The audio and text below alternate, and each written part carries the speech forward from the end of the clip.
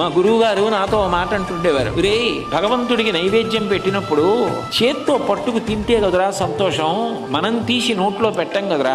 నువ్వు నా ఇంటికి వచ్చావు అనుకోరా, నీకు నేను భోజనం పెడితే నువ్వు కదరా తినాలి. నేనేం చేయగలను, ప్రేమగా వాడు వస్తున్నాడని వంట చేయించగలను. విస్తట్లో వడ్డించిన తర్వాత నువ్వు తీసుకు తింటూ ఉంటే నువ్వు తింటున్న విధానాన్ని బట్టి రే ఇంకొంచెం వేసుకుంటావా అంటే, గురువుగారు చాలా బాగుండారు అమ్మగారు అంటే కదరా సంతోషం. ఏ భగవంతుడు రా చేయి పెట్టి తింటున్నవాడు, ఒక్క సూర్యుడేరా అనేవారు. అని మా గురువు గారికి అలవాటు ఉండేది. పాయసాన్నం వండించి ప్రభాత వేళ ఆయన ఆదిత్య హృదయం పారాయణ చేసి సూర్యబింబం ఎదురుగుండా పాయసాన్నం పాత్ర పెట్టి సూర్య కిరణములు, కిరణములు అంటే కరములు, కరములు అంటే చేతులు, నైవేద్యం పెట్టి ఇదిగోరా చూసావా కిరణాలతో చేతులతో ఎలా ముట్టుకుని తీసుకుని తింటున్నాడో, ఇదిరా పరబ్రహ్మం అంటే, కళ్ళ ముందు కనపడుతున్న పరబ్రహ్మం రా, ఇదిరా నిజమైన ప్రసాదం అంటే, ఇది నాకు సంతోషం రా అని ఆయన ఆదిత్య హృదయం పారాయణ చేసి పాయసాన్నం సూర్యుడికి నైవేద్యం పెట్టి తినేవారు.